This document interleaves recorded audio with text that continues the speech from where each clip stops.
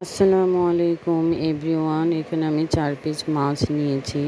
এখানে টমেটো কেটে নিয়েছি, পেঁয়াজ কেটে নিয়েছি, আর একটা পাতা আছে। এটা আপনারা কমেন্টস বক্সে জানাবেন কি মাছ আর পাতা আমি রান্না করব।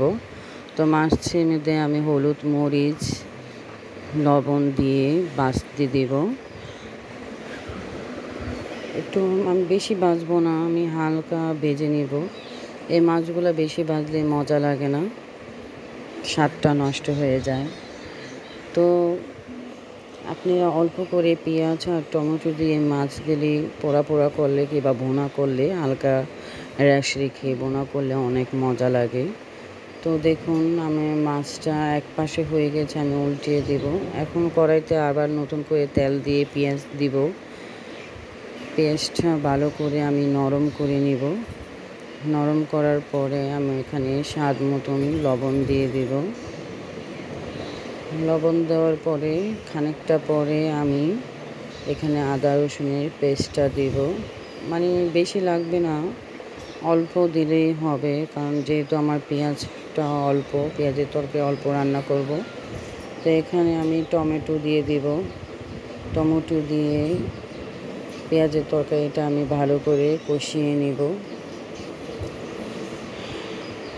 আমার ভিডিওটা যদি ভালো লাগে সবাই আমাকে সাপোর্ট করবেন। জানি না আমি আপনাদের মতন কি ভালো রাঁধুনি হব কি না, তো আমাকে সাপোর্ট করুন ইনশাআল্লাহ। আমাকে সাপোর্ট করলে আমি অবশ্যই আপনাদের মতন হতে পারবো। তো এখানে আমি হলুদ গুঁড়া, মরিচের গুঁড়া দিয়ে ভালো করে নেড়ে ভালো করে কষিয়ে এখন মাছটা দিয়ে দেব। মাছটা দিয়ে ভালো করে পেঁয়াজটার সাথে মিশিয়ে নেড়ে চেড়ে আমি এখানে অল্প পানি দিয়ে দেব।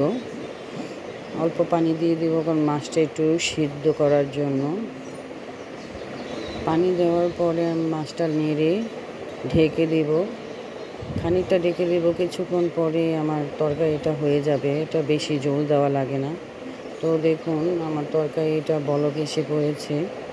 তো এই পর্যায়ে আমি যে পাতাটা রেখেছি, পাতাটা কুচি করে রেখেছি, ওটা আমি দিয়ে দেবো একটু পানিটা শুকানোর পর।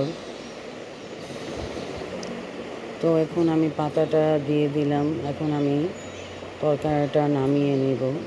দেখুন আমার তরকারি কালারটা অনেক সুন্দর এসেছে।